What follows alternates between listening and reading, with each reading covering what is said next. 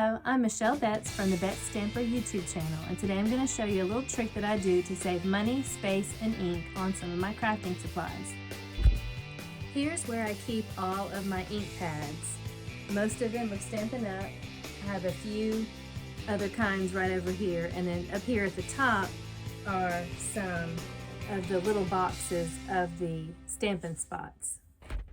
When I first started stamping, a friend of mine gave me her package of the Bold Brights Stampin' Spots. So it gave me 12 colors to start with, but I always knew that I wanted to get all of the colors in the big ink pads. So I started collecting them a little at a time, and now I've run out of the room that I've decided I want to designate for my ink pads. Also, after that, Stampin' Up did several color refreshes, and then you can't get ink refills for this big ink pads you have anymore. So I've just recently decided that I want to only get Stampin' Spot. So in the catalog, in the beginning, there is a place where you can find a set of just the 8 Stampin' Spots for $26. You get Basic Gray, Coastal Cabana, Daffodil Delight, Flirty Flamingo, Gorgeous Grape, Granny Apple Green, Real Red, and Shaded Spruce. But some of those colors I already have, and you can't mix and match. These are the 8 that you get. Also, if you order a paper pumpkin kit, you get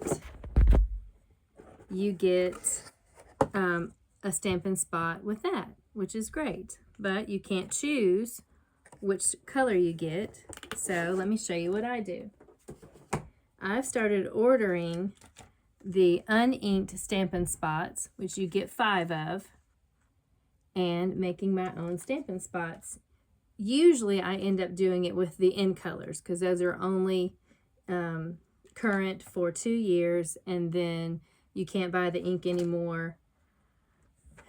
And I think it helps to save on ink. So here's a container that I use to, you can see I have a Stampin' Spot from a paper pumpkin, and then the other ones I've made myself. So here's what it looks like. I write the name, I write Stampin' Up and the name of the color, and then I've chosen a stamp from an old Stampin' Up wood stamp that I show an example of the color in 1st, 2nd, and 3rd generation, so I can see what the colors look like. Okay, so, and I use a label to wrap around and make the hinge just like it is on a regular Stampin' Spot. So let me show you how I do that. Okay, so the first thing I do is choose which color I'm going to use, and I think maybe so you can see it better, maybe Shy Shamrock will be something that you can see a little more easily. And I just ink it. I usually do about 25 spots first, 5 rows of 5.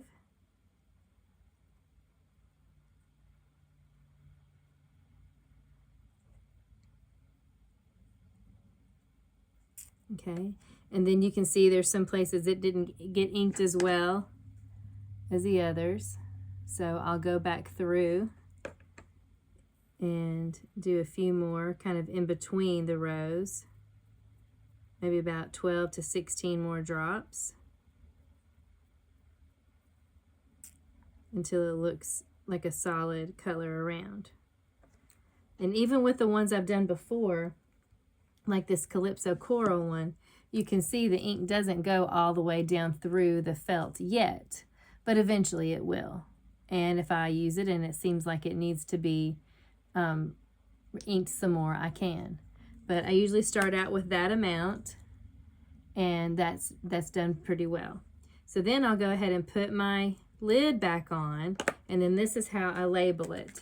I get the Avery all-purpose 1 by 3 inch labels, and I'll take one off, and then I start at one side and I put it just on the clear, and make sure it's fairly even. I don't measure it or try to do it perfectly. And then I'll wrap it around all the way, and then I come around to the bottom and tuck it under the bottom. So you'll have a label and it'll open and keep the lid on hinged like the Stampin' Up ones do. And I know I'm turning it back and forth, so sorry if it was upside down. Okay, then I usually will go ahead and I usually get the markers that go with it. So I'll get my matching marker and write Stampin' Spot at the top.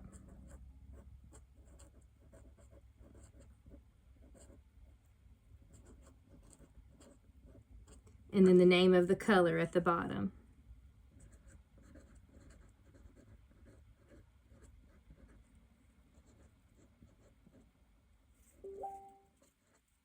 Yeah, I messed it up, but that's okay. It's just for me. Then I'll go ahead and take my stamp that I chose and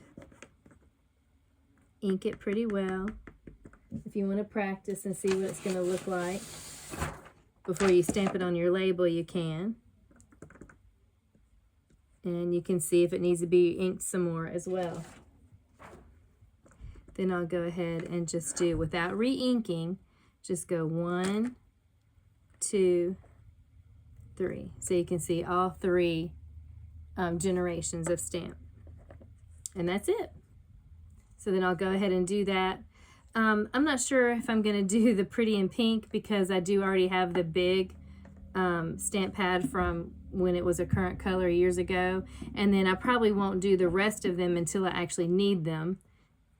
Need the other colors, Peach Pie, Summer Splash, and Petunia Pop. I probably won't do those until I need them because they'll just dry out sooner. So, which Stampin' Up ink pads usually last a long time anyway without having to re-ink. So just think about, you've got this little 1 inch by 1 inch ink pad, and then you have this much ink. You can refill this many times, but with a larger ink pad, if it gets dry, it usually takes half if you're real stingy, and then you could get the whole bottle in there if you're pretty generous. And then if it's a retired color, you can't get any more. So with this method, you know that this is only going to be around for a year, or 2 years, excuse me. And then after you're finished, even if you bought another ink refill, you know this is going to last a long time, because if it dries out, it's just this much ink drying out and you still have this much ink left over.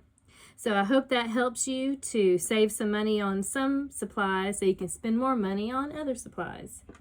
So I hope that inspires you to buy some uninked Stampin' Spots and make your own Stampin' Spots in whatever color you want. Thank you for watching.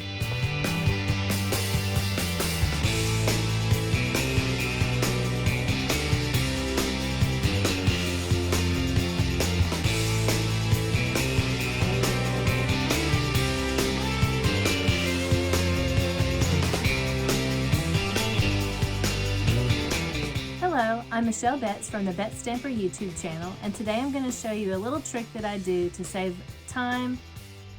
Hello, my name is Michelle Betts from the Bet Stamper YouTube channel, and today I'm going to show you how I save. Hello, I'm Michelle Betts from the. So if you go to the catalog, you can order.